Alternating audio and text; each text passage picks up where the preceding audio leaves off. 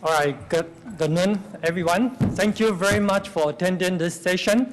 I think this is will be a wonderful session, and because we have brought many world-leading experts on hepatitis B, and as well as patients. So now we have the doctor, the leading doctor here, and then with patient to show or to have actually a medical debate about Hep B treatment. So this is what we're going to cover in this session, is that we're going to talk about, is there a cure in sight for Hep B? Should I start treatment now, or should I wait? Can I stop treatment if I'm already on treatment? And then the journey of a Hep B, this is the goal. Now, my name is Jacki Chen. I'm a chronic Hep B patient and a patient advocate. I'm actually a professor at Robert Wood Johnson Medical School. I'm also a founder for the Taiwan Hepatitis Information and Care Association, although I'm located in USA, but I'm mostly involved with patients back in Taiwan. Now, if you Google up my name, this is what you're going to find. The whole internet is filled with this Jacki Chen. And I have to say, this is not me, okay? This is all misinformation. That's not me. So be careful. If you want to look up for any medical information on Google, you could find misinformation a lot. All right, this is my disclosure. So this session is co-developed by me and Dr. Raymond Chang, past president of AASLD. Dr. Chang is a professor at Harvard Medical School. He's a director at the hepatology at Mass General Hospital in Boston. And unfortunately, he is not able to be here today, but he's so kind to recall a welcome message for everyone. Are they on the horizon? Or can I safely come off my... Can we, it's kind of play from the... Thank you, Jacki, for the kind introduction. I am thrilled to have co-organized this patient program on hepatitis B virus infection. We've assembled an outstanding group of speakers, debaters, and thank you, Jacki. I don't know what's going on, but try it again. Thank you, Jacki, for the kind introduction. I am thrilled to have co-organized this patient program on hepatitis B virus infection. We've assembled an outstanding group of speakers, debaters, and a patient. Are they on the horizon? Or can I safely come off my medications? You'll hear about these and other issues and have your questions answered during what I promise you will be an outstanding and highly informative session. So have a wonderful time. Thank you. I apologize for that video. For some reason it wasn't coordinated right. All right, but anyway, we have a list of a few distinguished speakers here today. And the first speaker is Dr. Marc Ghany. He's a senior investigator from the liver disease branch at NIDDK NIH in Maryland. So Dr. Ghany is right here in the middle. Our next speaker is actually a patient. Her name is Jamie. He's actually a medical student, and I have to say I saw much in depth to her because she just flew 24 hours overnight from Taiwan over to here, to JFK, and then Chen to here. Not only that, her mother is also here with her. So I just want to say thank you and really appreciate that you coming here to share your story. Thank you. Now, Jenny's journey actually starts from this slide. This is our organization had a room conference. And you can see that we have Dr. Chen Ren. He is a leading expert who first worked on Hep B. And we also have Dr. Holden. She is here. Holden, are you here? Yes. And Jamie is Holden is Dr. Lu Huang in that meeting. And you know Dr. Lu Huang is the wife of Dr. Beasley, who first discovered about the Hep B and the vaccine and the research in Taiwan, and that will lead to a lot of work, a lot of research, a lot of discovery, and the treatment advances for Hep B in the world. And then we have Dr. Lin and several patients. So what I want to say here, it takes a village of experts of patients and government policy maker for us, Su-Fang Luo. She is Assistant Dean of Clinical Research and Alice Andrew Research Professor in Hepatology from University of Michigan Medical School. Doctor, and I have to warn the other debaters, Huang Henry Chen and Vincent Wang and Terry Ip. That's what they were in the picture, so be aware.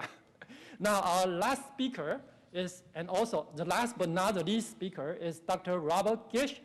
He is a professor of medicine at Duma University in California, and also an adjunct professor in University of Nevada at and also UC San Diego in California. He's also a medical director for Hep B Foundation and also medical director for Asian Pacific Health Foundation. All right, and this is a picture of me with Dr. Gish back in 2019 in a PASA meeting. So Dr. Gish is supported by all the world leading experts on Hep B and hepatitis research, and that's back in 2019. So with that, I'm going to, this is a disclosure from our distinguished speaker, and I'm going to turn the. You can use this one for the phone. Okay. And I'll advance. Oh, you'll advance. Okay.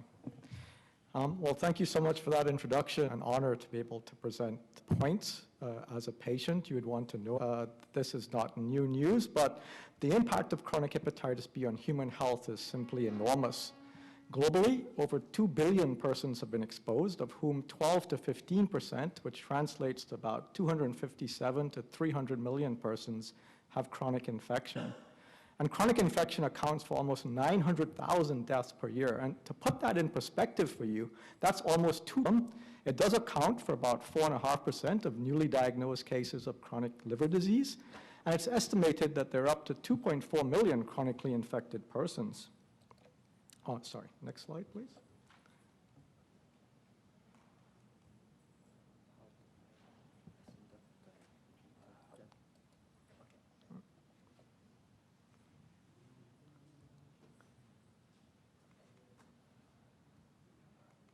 There we go. I wanted to bring to your attention that other viral infections may occur together with hepatitis B. And approximately 1% of hepatitis B patients may be infected with HIV, 5 to 7% with hepatitis C virus, and 5 to 15% with the Delta virus. And the presence of these other viral infections worsens the outcome of chronic hepatitis B. So you as a patient, I think it's important that you discuss with your doctor that you get tested for these other viruses because they can accelerate or worsen the underlying hepatitis B. So what is the goal of HBV treatment? Well, it's very simple, really. It's to prevent these adverse complications, cirrhosis, liver cancer, and death. And how might we do this? Well, it's through the durable suppression of hepatitis B virus replication. And prolonged viral suppression is associated with improvement in the inflammation and scarring in the liver, lower rates of liver cancer, and less deaths due to hepatitis B. Next slide, please. So I was asked to address why is chronic hepatitis B not curable? And this really is because of persistence in the liver cells of the viral mini-chromosome that we call the covalently closed circular DNA or CCC DNA. And this is the reason why even many years after you may recover from hepatitis B, the virus can reactivate and cause hepatitis again. And sometimes I like to give the analogy of chicken pox and shingles. So many of us have gotten chicken pox as kids, and then later in life, you can develop shingles. And it's because the chicken pox virus never really went away. It can reactivate later in life if your immune system becomes damaged, and it can come back as shingles. And it's the same scenario with hepatitis B. The other point, oops, sorry, Jacki, if you can go back. The other point is that part of the viral sequence can integrate into your host DNA of the liver cell. And we think this is probably the most important reason why patients with hepatitis B are at risk for liver cancer, because of this integrated HBV DNA within the liver cell. Next slide, please. So who and when to treat? Next slide, please. To answer this question, I think we first need to review the course of chronic hepatitis B. And I'm going to spend a little bit of time on this because I think it's really important and explains a lot of what we do and tell our patients with hepatitis B. So we can think of the course of hepatitis B in 5 phases. Oh, next slide, back, yes. And how do we determine which phase you're in? This is based on the results of 3 blood tests. The first is a test to check for a viral protein called E antigen, whether it's present or absent, to measure the amount of virus in the blood, and we do this using a test called HBV DNA, and then to measure your ALT level, which tells us something about the health of your liver. The first phase is called the immune tolerant phase, and in this phase is usually typically seen in persons who acquire the infection very early in life. And these individuals will be E positive. The viral level will be very high, in the order of hundreds of millions to even billions, but the ALT level is normal, indicating that there is not much damage going on in the liver. And as a consequence, treatment is not recommended. The second phase is the immune active phase, and as its name implies, the immune system is active and is trying to clear the virus, and in so doing, damages the liver. So ALT levels go up. And as a result, we recommend treatment to try to limit the amount of damage that the virus can cause. The next phase is the inactive carrier phase, and in this phase, the immune system successfully controls the viral replication. ALT levels return to normal, indicating resolution of liver damage, and the prognosis of patients in this phase is really excellent, and treatment is not recommended.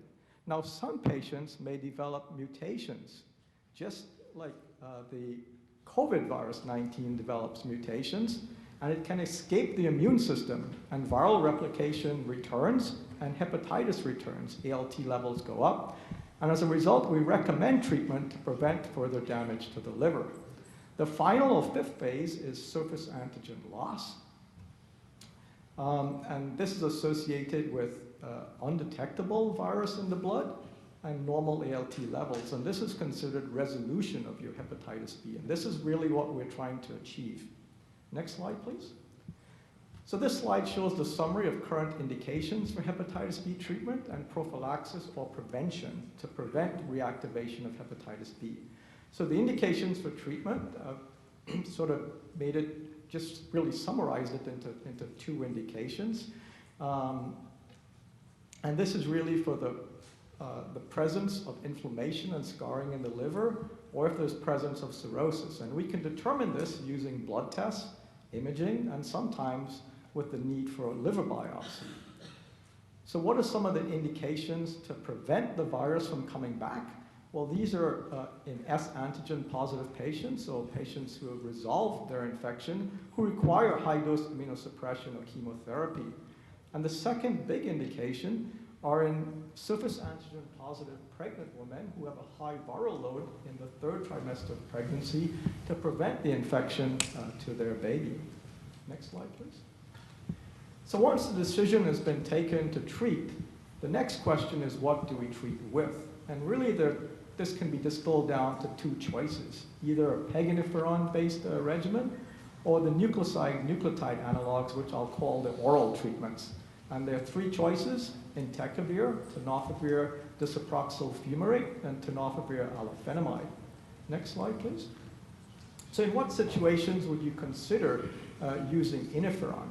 Well, if they're favorable predictors of a response, and what are these? If you're infected with strain A or strain B compared to the other strains, if the amount of virus in your blood is low, or if your liver tests are high, these patients generally respond well to interferon. And then there are certain host or demographic features that also predict a good response. Young persons, if there's absence of other medical illnesses, and then situations where there are 2 viral infections, such as hepatitis D. And finally, for young women who want to consider pregnancy but don't want to be on the oral treatments while they're pregnant, choosing interferon may be a valid option. And finally, some patients prefer just to take treatment for a defined period of time, and this is a situation where PEG interferon may be considered. Now, the downsides of taking interferon, it's associated with numerous side effects, and there's a requirement to give it by injection under the skin, like you would do with insulin for diabetes. Next slide, please. So now that we've talked about who to treat, when to treat, what to treat with, the next question is, when can you stop treatment? And this really pertains to the oral treatments, because interferon is given for a defined period of time. So among e-antigen positive patients, the guidelines do recommend that you can stop treatment if you lose this E protein and develop the antibody and receive a period of consolidation therapy for at least 1 year, but preferably 3 years.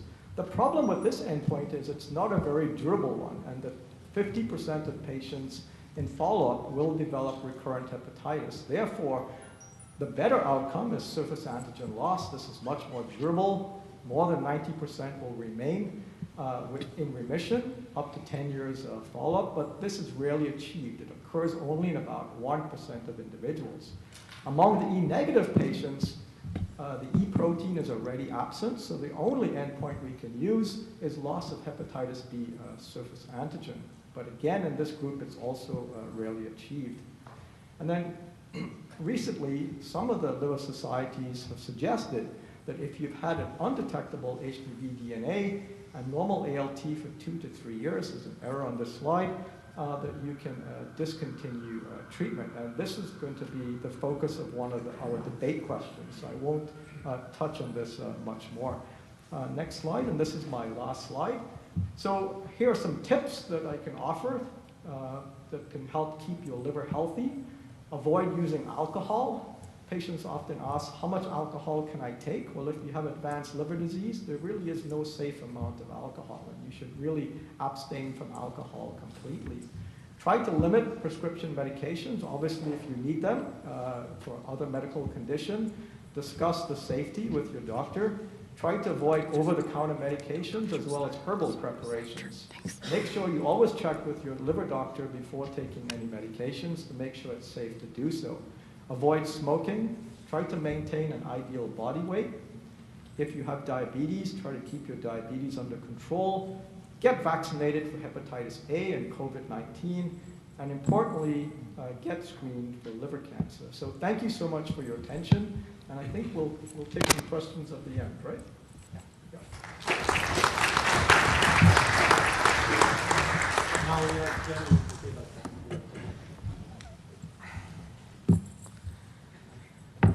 Hi everyone, my name is Jacki, and I'm really thrilled to be here today, also very nervous. I'm currently a medical student at Yizhou University in Kaohsiung, Taiwan. Apart from that, I also live with chronic hepatitis B, as well as systemic lupus, which is an autoimmune disease that can affect any organ system. My story is a very common one in my part of East Asia.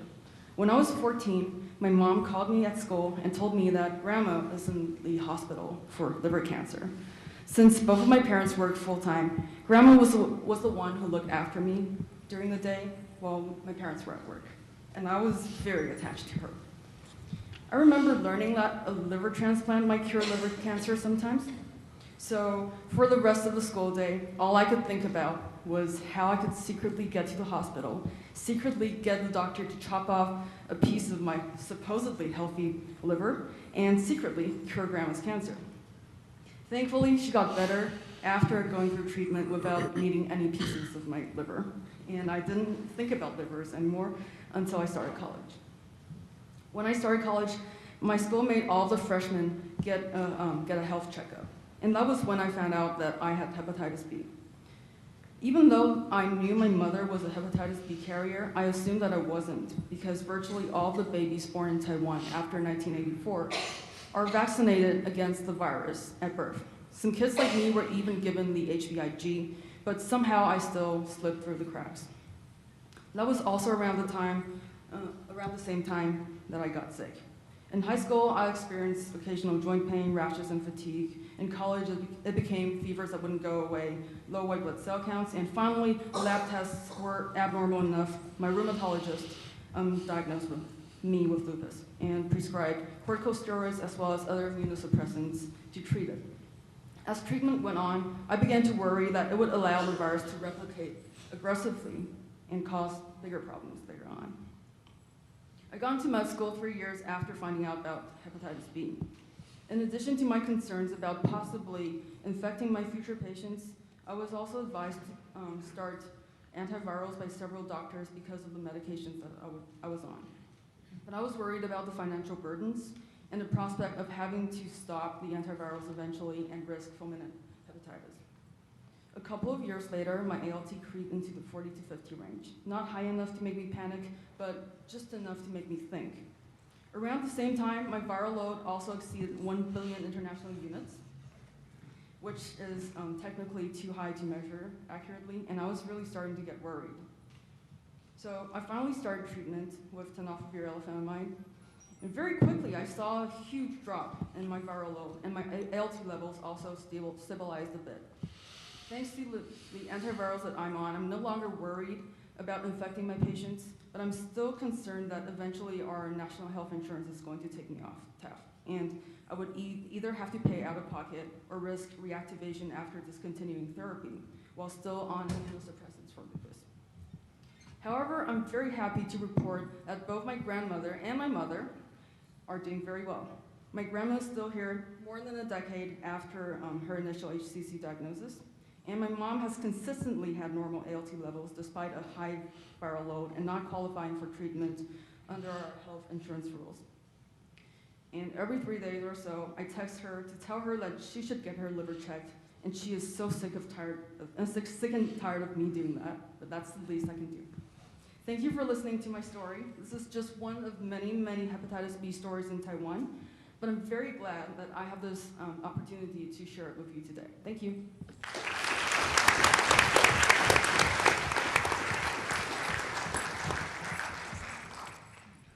All right, so now next session, let's talk. Dr. Ghany is going to moderate this debate.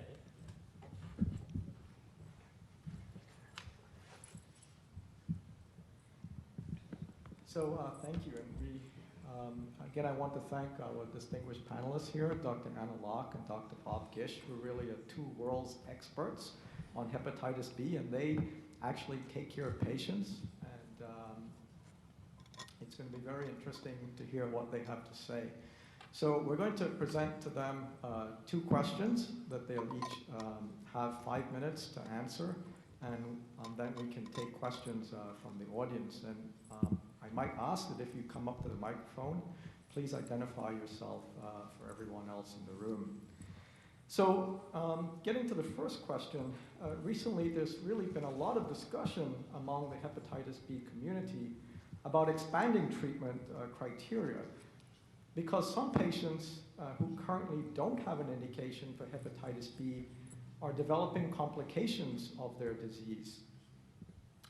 In addition, some experts feel that the criteria are far too complex for the average physician or healthcare provider to take care of patients with hepatitis B, and this is really serving as a barrier to starting patients on therapy. So the first question I'd like to propose to Dr. Locke and Dr. Gish is, when recommending treatment for your patients, should you continue to follow the current treatment guidelines, or should we expand treatment to cover all patients, or perhaps certain patients who fall outside the treatment criteria? And we're going to have Dr. Locke take the position of following the current treatment guidelines, and Dr. Gish is going to take the opposing viewpoint, where more patients should be offered therapy. So Dr. Locke, would you like to go first? Sure. So before I address those questions, the first thing is I want to thank Jamie for the presentation. And if your physicians follow the guidelines, you would not need to worry about whether insurance would cover your hepatitis B treatment, because as long as you require immunosuppressive therapy, which includes steroid as well as other immunosuppressant, you should be on prophylactic antiviral. So there should be no concern. And as far as your mother is concerned, even though the liver enzymes are normal, if her virus level is in the millions, that would also qualify for her for treatment. So this is all about interpreting the guidelines correctly. According to the guidelines, both of you should be covered and not have to worry about being taken off and selling your house in order to pay for your treatment. The second point I want to make is really demystifying how guidelines are developed. They do not come from God and in a set of rules. The AASLD has a guidelines committee, and we sort of nominate people who are experts in the field to participate in developing the guidelines. They are closely vetted for the conflict of interest because obviously if you have very strong ties with drug companies who are selling drugs, we want to make sure that you won't be biased. So that's a very important thing. Then the whole group get together and review evidence because whatever we recommend, do this or don't do that, it has to be supported by evidence. Is there evidence to say that doing this will be helpful and the benefit will outweigh the risk? And if we recommend don't do this, would the harm outweigh the benefit? So it's really based on evidence. The group get together, they argue, they debate, and then come to a consensus, draft the guidelines. There is an external committee that review everything to make sure that it is fair, it is unbiased before it gets rolled out. So the guidelines currently recommendations similar to what Dr. Ghany presented. We recommend treatment for those with active disease or they have cirrhosis. If you remember the graph, there's all these numbers going up and down. The virus level go up and down, the liver enzymes go up and down. So sometimes we can't really put the patient into one bucket. They seem to be one leg here and one leg there, and that's what we call the gray zone patients. What do we do for those patients? Well, these patients may be on the way of moving from one bucket to another, so let's check them again in 6 months, because if in 6 months they get clearly into the active bucket or the inactive bucket, we have the answer. But some people stay in the gray zone for a long time, and that's where we struggle. Okay, how long do we watch them? In general, if you read the guidelines carefully, the guidelines would say, watch the gray zone patients. If they stay in the gray zone for a sufficiently long period of time, or if there's any evidence of advanced fibrosis, go ahead and treat them. The other thing which is very important is the guidelines always start with what we call a preamble. Guidelines are guidelines. If you do not follow the guidelines, you do not go to jail, okay? And guidelines, the most important thing is every patient's circumstance is different. We should always individualize and discuss with the patient because there are other circumstances around the patient that cannot be put into the guidelines. There are also patient preference for starting treatment or not starting treatment. It is the doctor's job to really discuss with the patient, educate the patient, help the patient arrive at a decision. And sometimes patients change their mind too. So if they say no today, next time they come back, we discuss that again if we feel that the patient should start treatment. So it's not a yes and no, black and white, because it can change over time. Now, the guidelines currently say that the ones in the immune tolerant phase, which would be the e-antigen positive, high DNA, normal liver enzymes, we do not recommend treatment. Well, why? They have a lot of virus. Why wouldn't you treat them?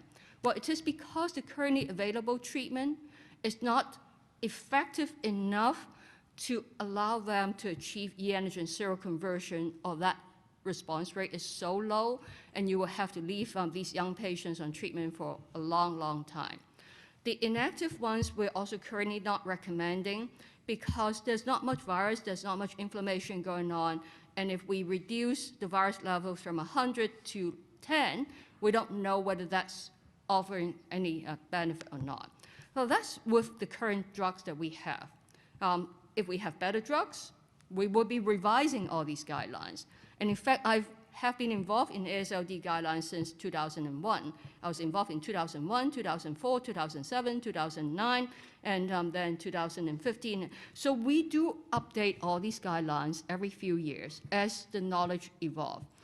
If you go back to the 2001 guidelines, there was hardly any drug that we had to use, and it was much more stringent. So over time, as our knowledge improves, as the treatment gets better and we feel more comfortable, the guideline recommendations also evolve over time. And it is very important that we actually, we find doctors who are knowledgeable. And I know that there's a lot of push to simplify the guidelines. Hepatitis B, unfortunately, is not a black and white disease. It's not like, okay, you have it, you don't have it. You have it bad, and it will always stay bad. You have it good, and it will always stay good. So we can certainly, and we should certainly simplify, but if the disease is complex, the disease is complex. And oversimplifying it sometimes can also lead to misleading outcomes. So I'm going to pause and see what my buddy. Yeah, so thank you so much, Anna. And just to emphasize one point Anna made that I failed to mention in my talk, is that during, in this description of phases, moving from one phase to the next is not necessarily consecutive. Patients, as Anna said, flip-flop. And that's part of the difficulty with managing hepatitis B. And the key here is that you need to be monitored. Because if you're not a patient candidate today, you might be one tomorrow. So Bob, how would you like to respond to Anna? Anna did a great job describing the complexities of this disease, the complexity of the guidelines, and I'd like to take the position of making this very simple. And I won't need 5 or 10 minutes to describe my position. And my position is representing myself and a number of KOLs to make this super simple. And I think the guidelines need 5 lines.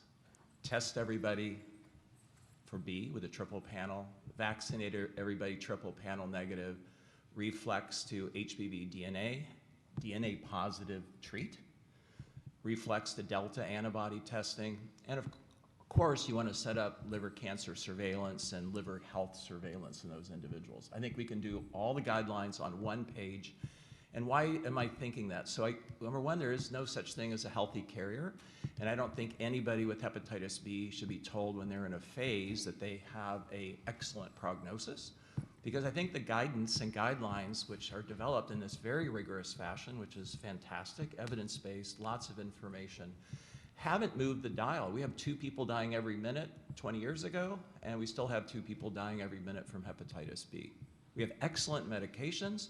They reduce liver cancer risk by 70% or greater. They reduce infectivity, the chance of infecting a baby or another individual in very, very large proportions. And the guidance and guidelines have to look at patients, right? It's not just data and numbers that we've described, but these individuals feel bad. They have decreased quality of life. They have stigma, societal stigma, self-stigma. If you tell a teenager, a young adult, they have hepatitis B, their social life in many cases ends. They're looking for a partner, they're looking for a relationship, they're looking for a family, and they're ostracized because of that infection. In many countries, they're infectious, they can't get a job. They've got surface antigen, that's bad enough. They're replicating, it's even higher.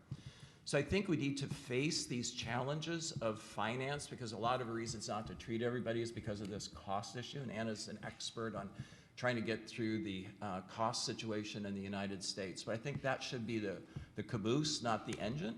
We change the guidelines, we make it simple, we start changing outcomes in our patients. It's effective as we're leading to more effective therapies. We have a cure today, a functional cure that may be 10%. And I'm from Kansas, I'm an optimist. I think within 5 years, we're gonna move that dial to 30 or 40% S loss. We have some very exciting medications. We have over 30 medications, 14 different targets, antiviral targets in development today. Huge amount of investment from patients, investigators, investors in this space. And I think we need to bring all those patients into the system, get them on therapy today. Don't use that word lifelong or indefinite. I want to give patients hope today that there are these future therapies. Look at hepatitis C. We moved the dial in 2013 from terrible complex side effects to suddenly 98% cure rate with almost no side effects. Let's follow HIV. Let's follow hepatitis C. You make an inflection when you make it simple. Test everybody for HIV, put them on treatment. Hepatitis C, test everybody. They're RNA positive, put them on treatment. Hepatitis B, I think we have data today to say we're going to make an impact to treat everybody. I don't need to wait 10 years for another large 10,000 patient prospective study with another 100,000 people dying to say that our therapies today are effective. Thank you. Thank you, Bob, for that wonderful response. Anna, I'd like to give you 1 minute to respond to Bob, and then we can take some questions from the audience. Well, I think it is certainly important to give patients some hope and actually give ourselves, researchers, some hope also. But we also need to be very realistic. 2017, we had the first AASLD EASL HBV endpoint conference to talk about cure. And at that time, everyone was pushing to say 50% cure in 5 years. And I was the one who sort of pushed it down to 30%. And also I'm told I'm a pessimist. But now, recently, a few months ago, when we had a conference again, we said, well, we're nowhere near that. Maybe we should move it down again. So I think that setting realistic expectation is very important, because otherwise everyone gets so discouraged that you give up.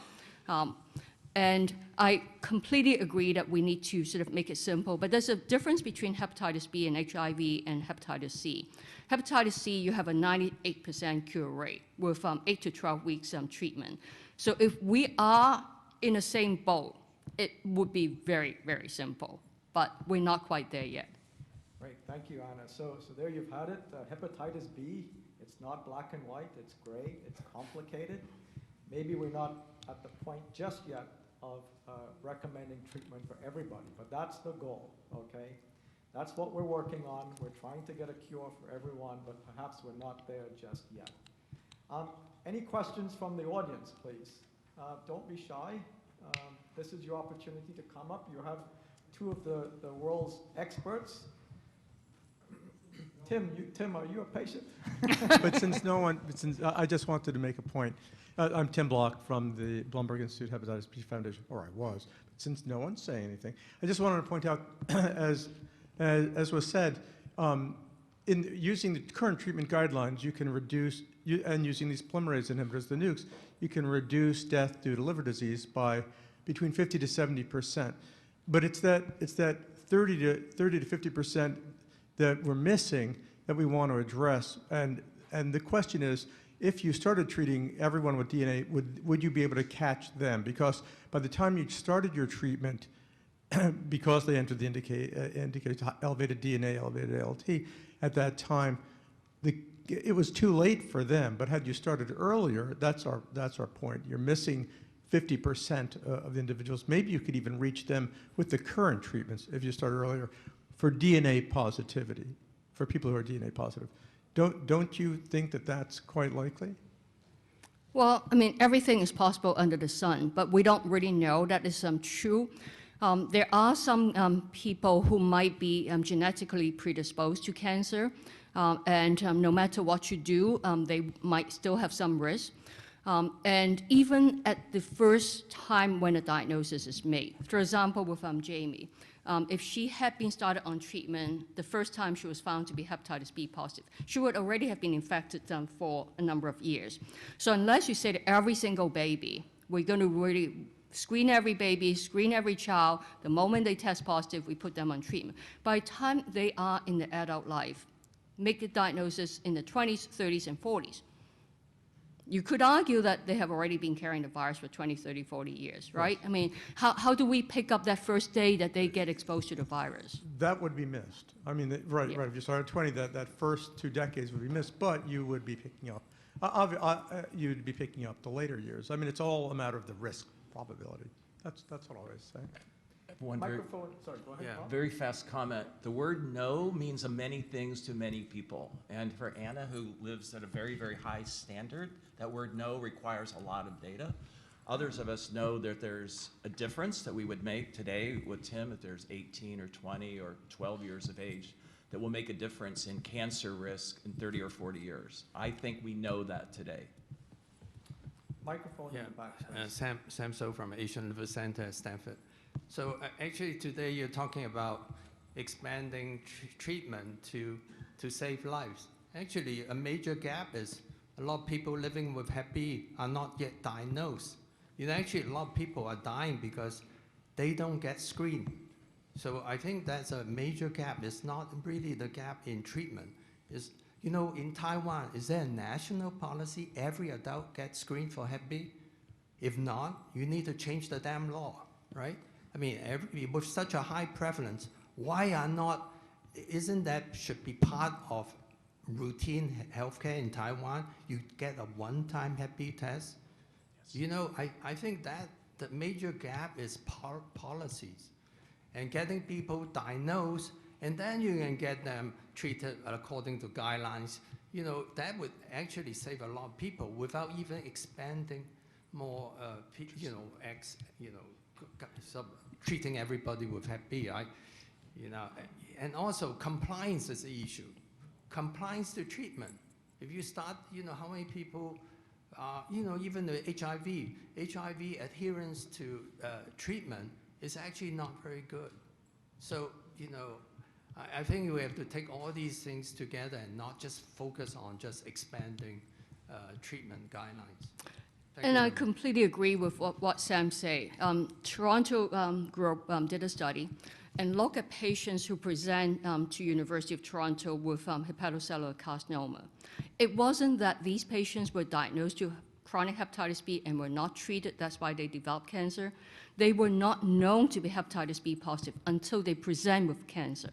So there's nothing that you can do for those people. And therefore, what Sam say is, in high prevalence regions, every time when you go to see your primary care doctor, the first time you go to see your primary care doctor, you should have been tested so that even if your doctor followed the guideline and didn't put everyone on treatment, at least you're being monitored. But right now, it's because people don't get diagnosed until they're in liver failure, they have liver cancer. So I just want to add a piece of information. In California, we just passed a law that at effective January of this year, every primary care doc have to offer the patient a one-time Hep B test and a one-time Hep C test. And if they are tested positive, they are required to offer treatment or refer them for treatment according to the AASLD guidelines. So I hope that will actually help to increase a lot of people from, living with undiagnosed hepatitis B and C to get treatment. So. We have a question online that I'd like to highlight for either member on the panel. So the question is, for patients who have a treatment indication or on treatment, will treatment prevent cancer in everyone? And I think this gets to perhaps one of the limitations of current therapy for anyone on the panel. Well, I think the number from one study is 76% decrease in liver cancer risk. I don't think we can ever get to zero risk because we have other issues, smoking, fatty liver, co-infection they're present, as well as the genetics. So we can't get to zero, but we have a huge decrease in cancer risk. Thank you. And perhaps just one more question, and then we have to move to the second. Gentleman in the rear. Thank you. Devin Razavi-Shear from the Center for Disease Analysis Foundation. I'm the hepatitis B lead. It's good to see everyone. I had two questions and comments. The first is, we said that the guidelines don't come down from God, which I agree with, but we act like the phases of hepatitis B do come from God, but they don't. They were also invented by hepatologists, and as we've seen, AASLD is changing their definitions of these things. So what we have chosen is to treat it as a liver disease. So while we have vaccination that can stop transmission, if we treated everyone who was DNA positive, we would also stop transmission from two directions. We don't have the opportunity to do this with many infectious diseases. So by treating everyone who is DNA positive and vaccinating everyone who's negative, we could actually eliminate all transmission of hepatitis B quite quickly.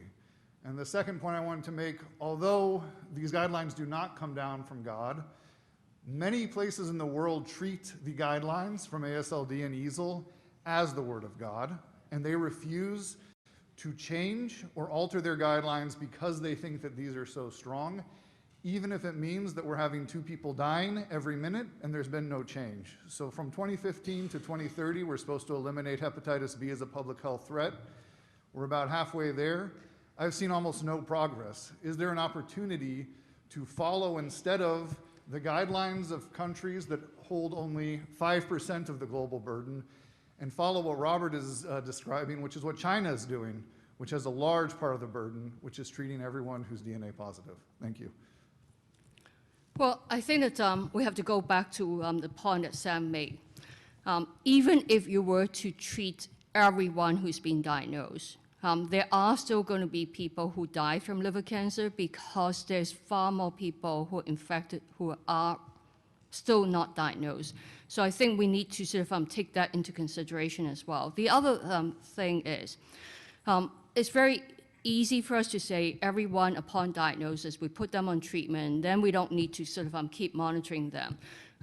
But those of us who work in transplant centers, we frequently see patients who decide to come off treatment, never told their doctor. They may be coming back to see the doctor, but they don't want to tell the doctor, I have decided to stop treatment on my own, until they all of a sudden decompensate and have liver failure. So I think that I agree with all the points made, but it's not like this is going to just shut off everything. There's still a lot of other steps that we need to do if we are to really bring it down. Thank you. Okay.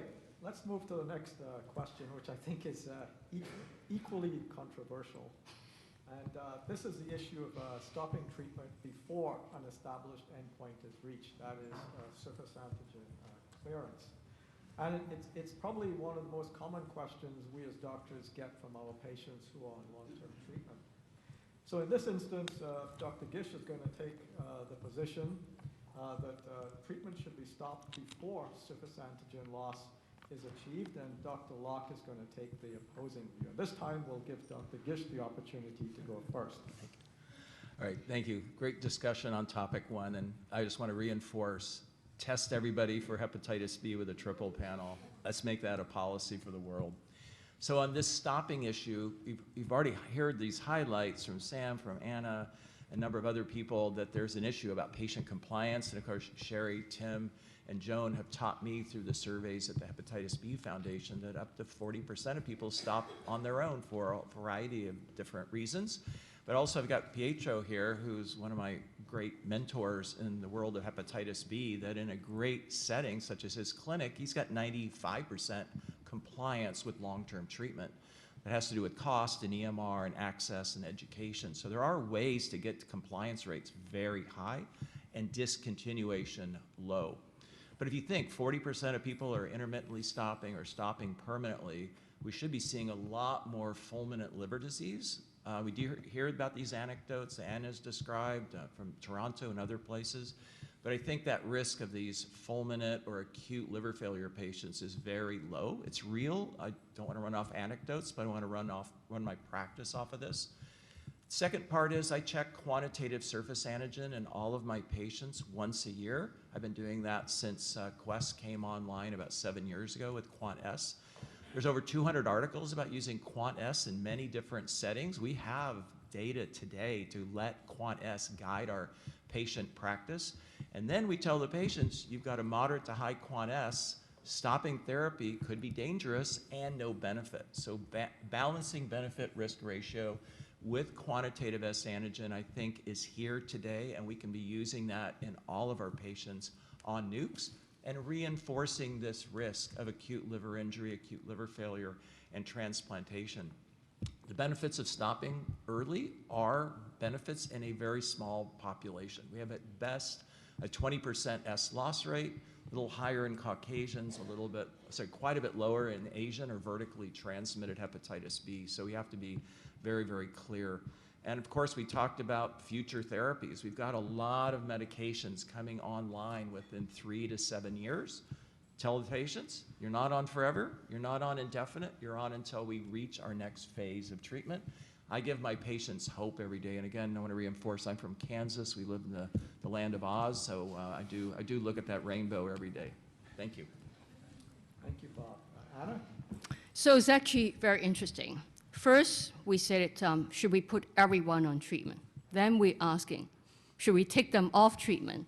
Well, the reason why we put patients on treatment is we want to suppress the virus, reduce the risk of liver cancer, and now why is it after 3-4 years we're thinking of taking them off? If we believe that the treatment is going to be beneficial.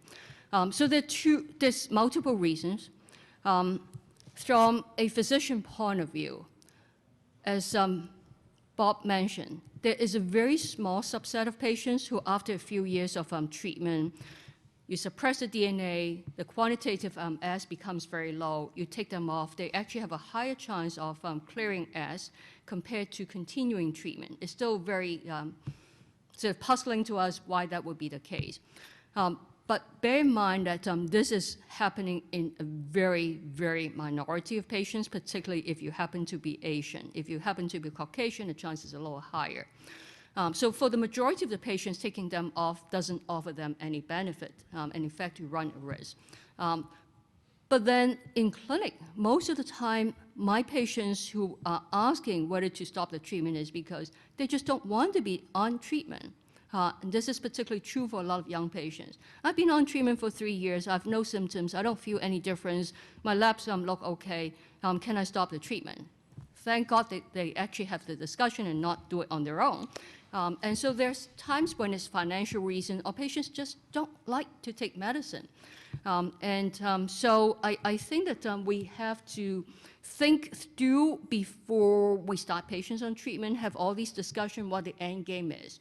Because when we start and we sort of make the patients believe that, oh, in 2-3 years, you will achieve the endpoint and we'll be done and we can take you off. But then 3 years later, you said it's stay on it, and the patients get a little fed up. So we should be very honest with them up front. Okay, Bob, this time you get a chance to rebut. I think Anna and I are describing the same elephant just from a couple of different sides.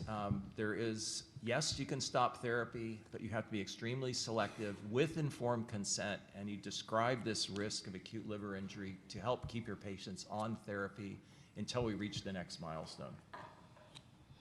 Great. So let me just ask first, Bob. So let me try to pin you down.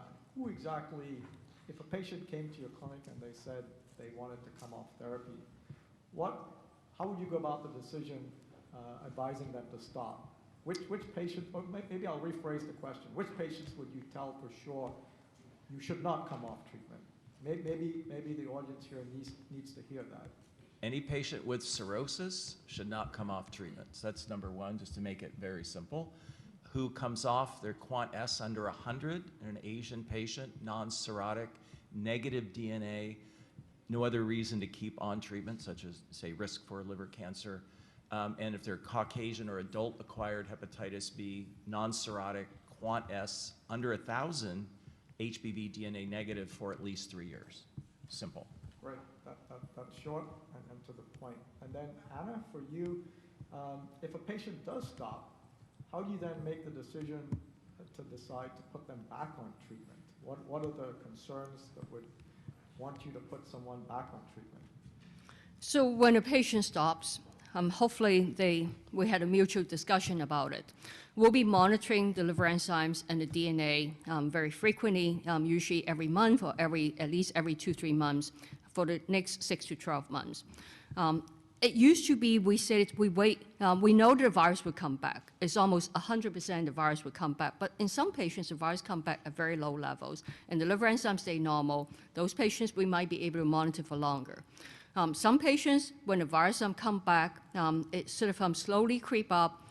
And typically, the virus creep up first before the liver enzymes creep up.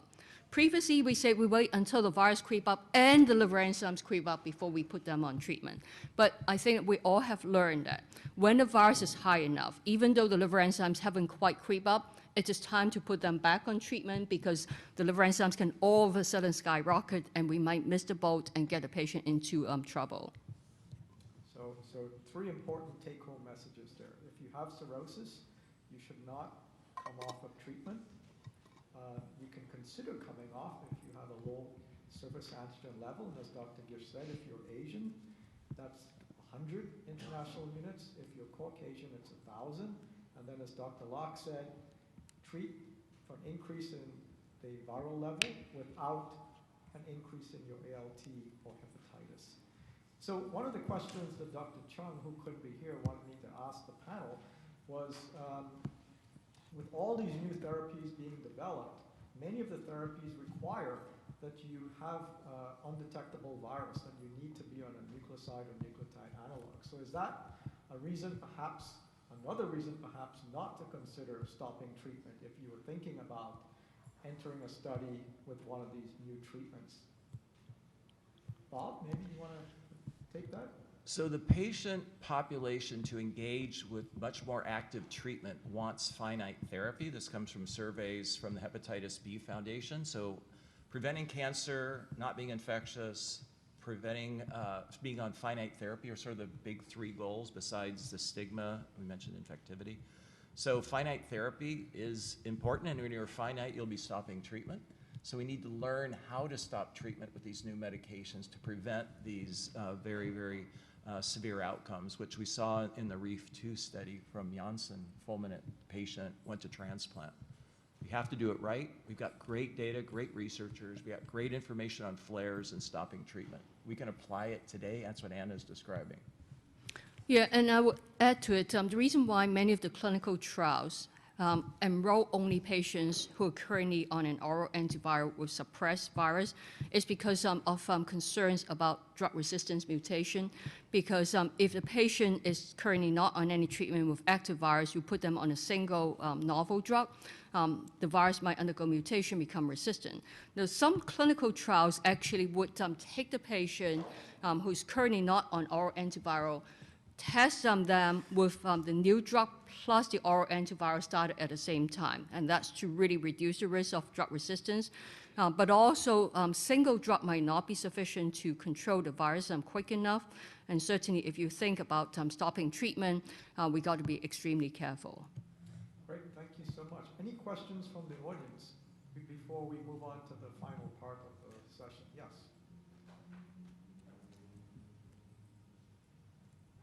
Dr. Locke, Dr. Gish, Jamie Zagorski, patient engagement from Gilead. So I heard you talk a lot about, in your arguments, the discussion with the patient. Should the guidelines reflect the importance of shared decision-making and emphasize that equally as much as the data?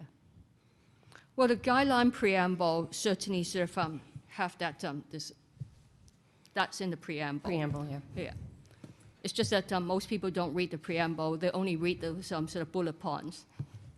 Maybe we should put it into a big bullet point. Who have been on treatment more than a decade, and as someone who was diagnosed, I guess, in the early 20s. Well, let me ask you this too then. So along those lines, should they include more data that reflects the patient perspective? Yeah, I think that the new wave of guidelines would all involve patient engagement. So AASLD, for example, I mean, this year, look at how many patient engagement sessions. So we have heard, and we're evolving. Maybe we were a little slow in adapting, but as you can see from this meeting, there's so many sessions. That's actually a great point. And as Anna said, certainly the AASLD is receptive to that, but also the FDAs, and I think pharmaceutical companies do have patient representatives who help with trial designs. So I think patients are becoming more involved with developing new therapies for their disease, and I think this is the way we should move forward. So I think at this point I'll stop, and I want to thank the speakers for a wonderful debate, and I'm going to hand it back over to Jacki. Thank you very much, Dr. Marc and Dr. Gish, for the debate. And please, I want to thank everyone for staying here. And please stay because we have one more very important information that we want to give out. Is that we actually have a hidden agenda for this session. Is that we bring the world leader in the actor sitting here, and we want them to listen to patients' perspective. So this is our hope, is to have patients' voice to be able to have some influence on the medical practice and also on government policy. So we actually make some recording. So I'm going to play a few videos here, so let's see. As a patient who have been on treatment more than a decade, and as someone who was diagnosed, I guess, in the early 20s, first of all, asking me to respond to these questions, there's a bit of discomfort because there is a part of like relying on medical expertise, the medical community, to make these guidelines and to practice no harm. And me as a patient, there's a very strong asymmetry of information, right, to kind of make that decision. So having said that, I think what I really want to make this explicit is that I am providing a perspective more from a patient lifestyle, perhaps from a very individualized choice. And the other piece I want to name is maybe some of what I'm about to share is also influenced or impacted by my own journey living with the disease. Okay, so that's the big. Hi, everybody. I'm Lisa. So I'm from New Jersey, Bergen County. My name is Roger. I'm from LA. I've been diagnosed with Hep B since 2014, and I've been on antivirals since. Recently came out of a liver surgery to remove a cancerous tumor due to hepatitis B. My name is David Urich. I'm from Ypsilanti, Michigan in the United States.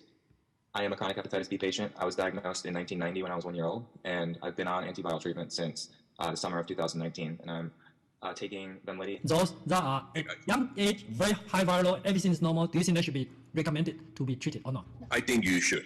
If you're advised about the outcome and the pros and cons, and ultimately you feel that you should be going that way, I think you should, especially if you're... I would recommend for people to, especially in cases like mine with that high replicating load, to take treatment. The current treatments are so much better than the ones that were available when I was a child.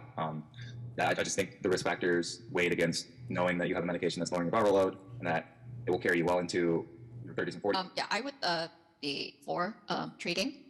The way I kind of look at it as, right, this is a disease that's silent, and when you, as you get closer to the later age of progression, there's less that you can do. The damage is done. But early upfront, upstream, there's actually more stuff that can be done. It's almost like a preventative or prolonging or delaying the damage. So it's from that standpoint.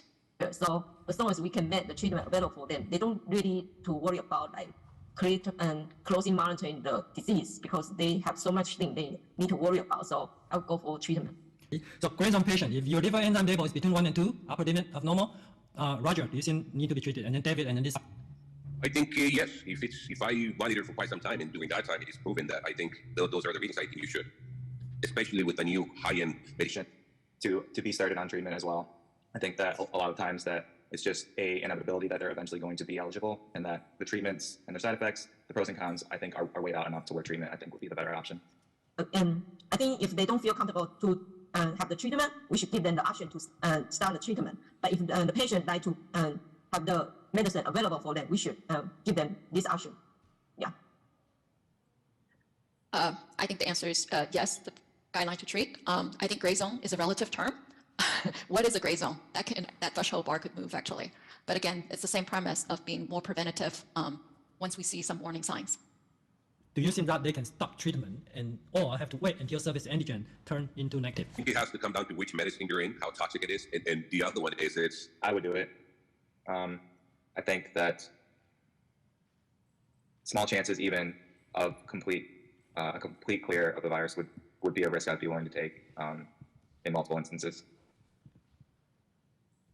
I would suggest we'll continue virus treatment as long as possible because according to the HCC surveillance guideline, individuals who have the chronic liver disease should have the every 6 months surveillance for the HCC, the liver disease. So if you start a treatment, you probably won't consider doing the HCC surveillance. So I would suggest to continue the treatment and then monitor the liver cancer as well. I'm really speaking from just the personal experience. I did this against doctor's orders to stop and give it a try, right? Because I didn't want the alternative of long-term lifetime. So I gave it a try. It did not work out for me, right? I'm back on treatment. Whether that should be a guideline, I really don't feel like I can speak to it. But I appreciate that I had the chance, or I chose making an informed decision to try that out as an individual, given the choices that I have. Okay. We have, 2 more video, very short video. So let's see. You know, my other question is this. My brother also has Hep B, and his cholesterol has been high.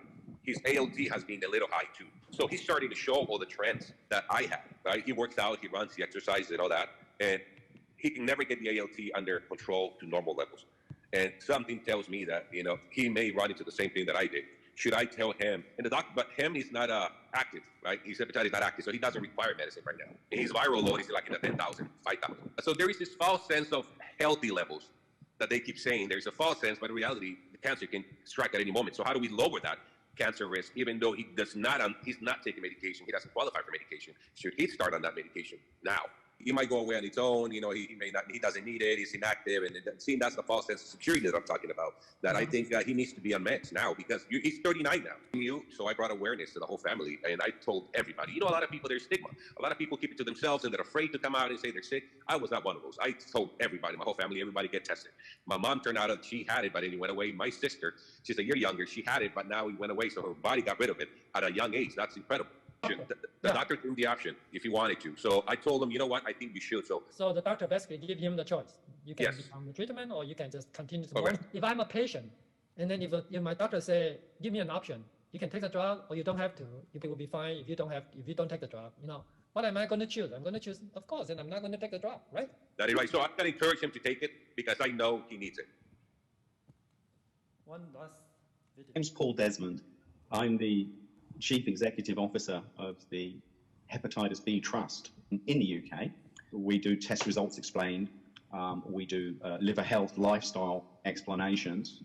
The treatment for 80%, the vast bulk of hepatitis B patients, is their lifestyle, is their kitchen, is their utilization of the blood tests and the monitoring.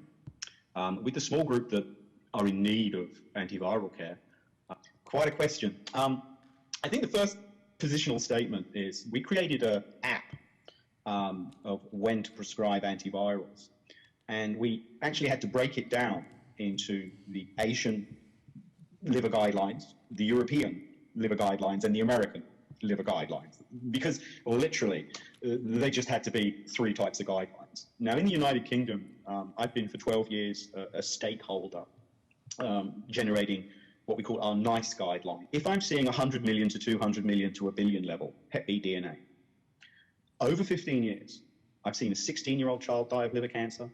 My head of maternity care, we have a team of midwives who some have Hep B, some have lost family with Hep B. One of them lost her 24-year-old sister recently to a sudden Hep B cancer. So my point is that, look, I don't care if it's a 1 in 200 risk.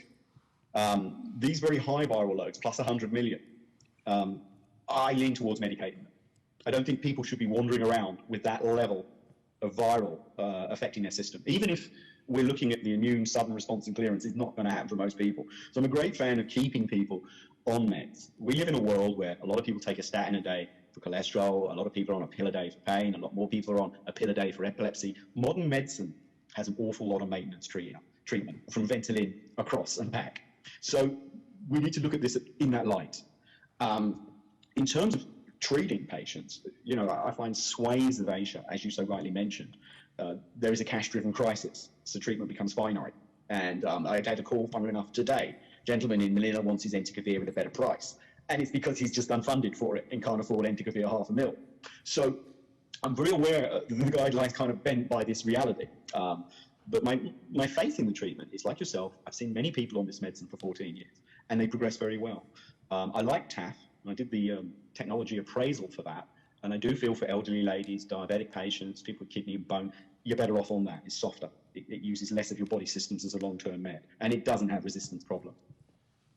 All right, so I apologize that we ran over the time, but I want to thank again for the panelists and Dr. Gish, Dr. Locke, and Dr. Ghany, and Jamie for coming here. And thanks everyone for attending this session. Thank you.